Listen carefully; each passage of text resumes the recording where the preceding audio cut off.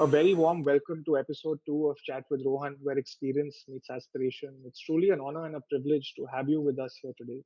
Madam, not many people may know this about you, and the only way that I found out was because I did some considerable digging myself. It would be a great misfortune to not share this with the nation's youth. You have not had the easiest childhood. Would you like to tell us a little about your formative years in school? No, no, no, no. I don't discuss those things. I I understand, madam. I enjoy myself, and that's it. I'm very happy with my life. Challenges come and go, and that's what makes you who you are. And I don't think that's a selling point in my life. Absolutely, madam. In fact, I believe your belief in scientific temper can perhaps be traced to your interest in medicine, biology, and Sanskrit. As a student at Hindu, you took an interest in debating at Delhi University. You went on to study and practice law. Would you like to tell us about your motivations behind becoming a truly public spirited intellectual? Uh, Motivation, I think, comes from your roots, and roots are what your parents and the principal's parents ingrain in you. So it's like your AI systems built when you are still a baby, and constant feeding of the data keeps getting into and making you still better and better, and that's how all the engineering happens. So the engineering requirement is, of course, there's a physical frame, but more than the physical frame, it's the software which gets put inside you, and the software comes in the form of, as we call it, your basic belief system, which at a very young age your parents put inside you. So I feel that is what that's how machines operate. That's how humans operate. So my motivation comes from all that I saw during my growing up years. All that was fed into me by my parents, teachers, and anyone who I came in touch with. And all those experiences made me who I am and what belief I have. Madam, you've always believed in realizing India's unutilized potential. Do you believe that India hasn't taken advantage of the huge data market that it is thus far? No, I think we are not just a data market. We are a very, very developed civilization. So the principles by which we have lived, the kind of intellectual capacity this country has to offer, we have been colonized. And I firmly believe that with all our ability, with all our capacity, our true potential has not really come out. um, and Mr. Purkais, who's from the industry, so many other people who I can see on the panel. Um, I would say that when you look around, to look at all these people, I mean, they are world leaders in their respective field. Look at you. You could beat anyone, anywhere, in any part of the world. Um, your dad, Samir, could compete with anyone in that field, with anyone, anywhere across the globe. So when it comes to intellectual capacity of Indians, it cannot be challenged. And the reason is that traditionally we've always respected knowledge, and we've traditionally respected, education has been, we may have been illiterate for a long period of time around our independence for various exploitative reasons, but we as people have respected knowledge, and we carry a chip on our shoulders when it comes to knowledge. And thus, when you look around, you see that we have huge potential amongst our youth, needs to be harnessed, needs to be harnessed further. A lot of things have happened in past 5 years, 7 years, ever since 2014. A kind of a push is being given to digitization, to connecting, fair governance, etc. We've tried to work very hard, but I still feel a lot needs to be done, a lot can be done. And when you look around the systems, you see that we are dealing with an unfair system. Unfair not just in India, but globally. Uh, so there is a lot of IP theft which is going on right now, stealthily, which people don't even know. Where people may have spent 50 years, 100 years perfecting a particular technology. There are countries and there are civilizations who just steal it away, thieve it away, and they are gone. And they may be the largest manufacturer in the world for all you know. A lot of counterfeiting goes on. Our engineers, I mean, say from Sundar Pichai to Nadella to everyone else, our centers in Bangalore and everywhere else, Hyderabad, you can say to some extent now, Delhi also. These are the centers which have the best brains working on computer sciences, and we have, I think, uh, top 40-50% of engineering students are taking up computer science. When you see this scenario, you feel that we have nothing to lose. We have a lot of science floating around.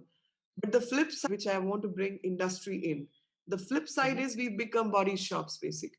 Hmm. We are doing the menial work, and we have become the data colonies because our Hmm. data is going to people which is not being harnessed by Indians. It, on the face of it looks Sundar Pichai. On the face of it may look uh, Nadella. But on the back of it, if you see the back end meeting or integration, then you see a different kind of board is what controls these guys also. A Hmm. different kind of business model which is controlling these people. And it's Hmm. not beneficial to India and Indians. We need to get on the hardware side of the business. So, software we've done very well, but I think in hardware, in technology, in manufacture, no data can be transferred unless there is a hardware which is transmitting it. And there we are missing out.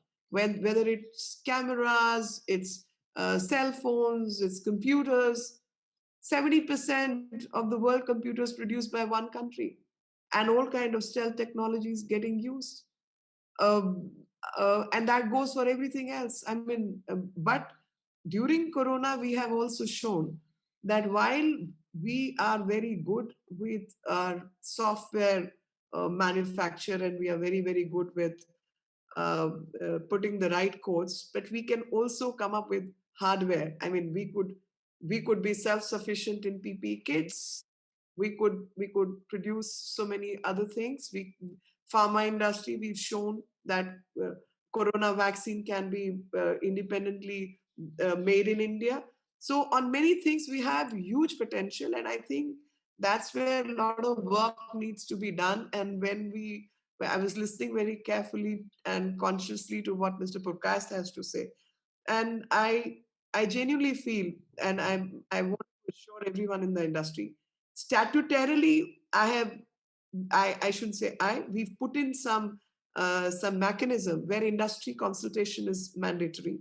There will be industry consultation on the working of the bill.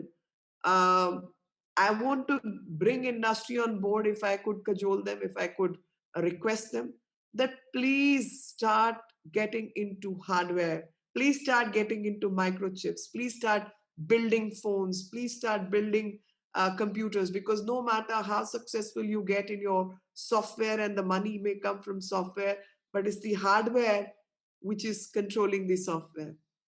Madam, speaking about the bill, your committee is being seen as the last bastion protecting the data security and digital sovereignty of India and its citizens.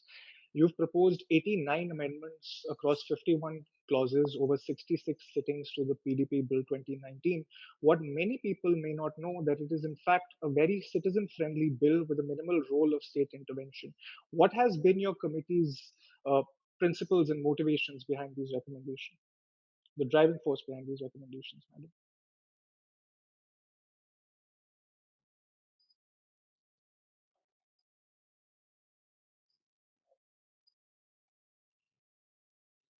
So the so principle has been, as I said, when Constitution was written, of the people, right?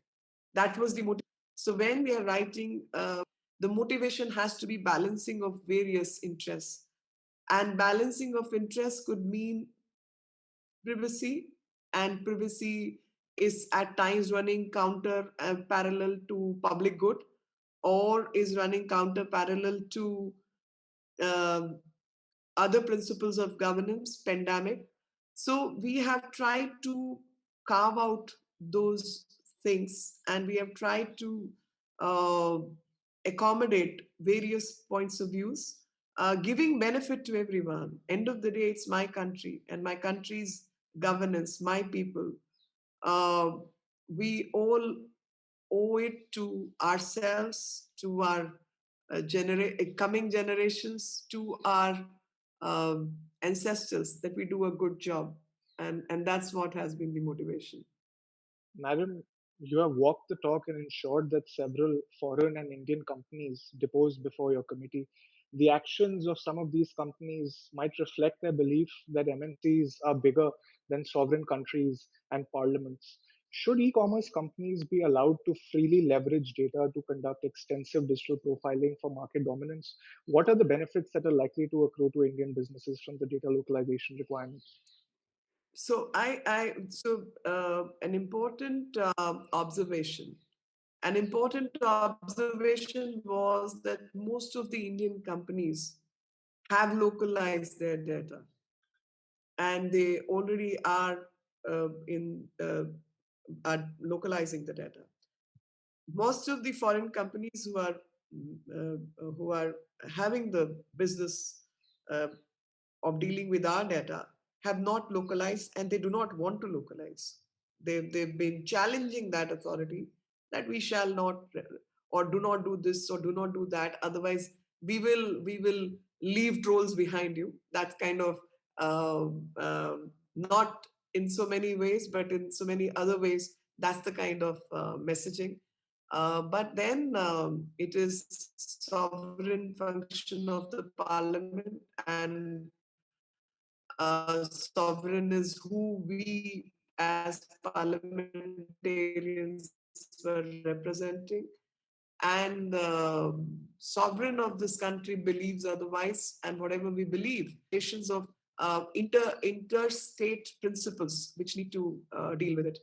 And when I use the word interstate principles, I mean GDPR exists, and GDPR, these are the companies which are working across jurisdictions. So when you're working across jurisdictions, you know how you're framing policy working around GDPR. Now you can't say and turn around and say, what I do with GDPR, I refuse to do it in India.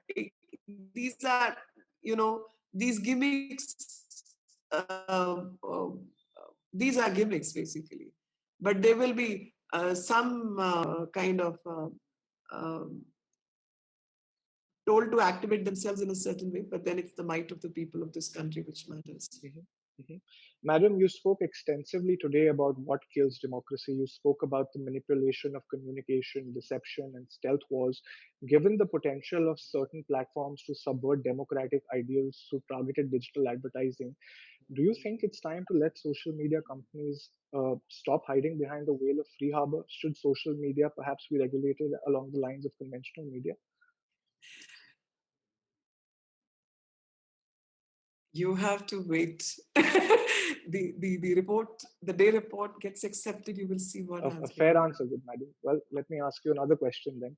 In light of the recent privacy policy push by WhatsApp, which has now been challenged in the Delhi High Court, do you think that some social media companies are disrespecting the privacy of Indian users? Are they of the view that they can use this time to make hay while the sun shines through an ex ante white card before the bill is passed? So I would put it differently. I would not go onto the names of the law as exists, deals with it, and we have definitely dealt with many of these concerns. And again, you have to wait to get the right answers. Absolutely, madam. Answer, In I fact, would say. on a parting note, I do have one final question, madam, and thank you so very much for your time. The current generation of Indians are digital natives, and there are many of us who would like to see you in the IT ministry one day. Do you have any advice for the responsible use of technology by young users? What is your advice to young India? So I would say Mr. Purkais said that there is a consent fatigue when you read a 67 page of a contract, phone or setting it up, etc., etc. Um, and then it says the jurisdiction will be based out of California. And every equipment that any of us buys in the market says designed in California, manufactured in China. I think the youth of this country, especially the ones who are into computer sciences and understand data management and statistical analysis, etc., better, need to educate everybody else. Youth needs to reach out to people and thinking power behind the campaigns which go on. Earlier with media, I used to say that. I say it's not what gets printed is relevant. I used to read 11 newspapers only to come to the conclusion what must be the truth. Because between the lines you read, I mean, end of the day, this is what is being shown, but what is behind this? I mean, we know, and at least all of us, I have personally experimented this. That say I would say something which a person my age probably will never do or cannot do. I would say that I want to buy red shoes. You know it, I'll never wear red shoes. In my life, I would wear red shoes or would never be seen wearing red shoes. But I'll purposely say those things and say, wearing a black dress with red shoes and a red clutch will look very nice, etc., etc. And suddenly within 2 hours, I'm flooded with red shoes ads here, there, wherever, and everywhere. So it's very clear that I am being eavesdropped and I'm being listened into. Now, I do not think either wearing red shoes or being heard speaking those lines is an act of criminality. But definitely, without my permission, listening in is a definite criminality. It is definitely. Yeah, I mean, I can say this. I can stand on the city square and announce I want to wear red shoes. As Samir was saying that we are in the habit of chatting and giving our life history on a train travel. We all love to, we are very open people. But is as long as I want to tell this. Now I wear red, white, black. It is nobody's business to know and listening to the conversation I'm having in the privacy of my office or in my room at home. And that is where one needs to understand technology. And that is where what happens with the technology is again something which all of you should carry that message, that how artificial intelligence gets built, the data is Indian, it's taken out of India. AIs are built, sold to us, built by Indians, and the IP is getting out of India. That's the funniest things. It's not as if this is getting developed by others. It's getting developed in India by Indians, but stored in a third country, IP going to a fourth country. So I think we all, as country, need to be a bit more centered around our interests as a country. And sometimes if we have to give up a little bit of, say, extra money in purchasing an equipment, a little bit of extra money in or a little bit of extra freedom that we've learned to so much enjoy, or convenience, so be it. Every country had to pass through those phases to reach the developmental level all of them have reached. We should also do that. You have to go through the rough and tough of life.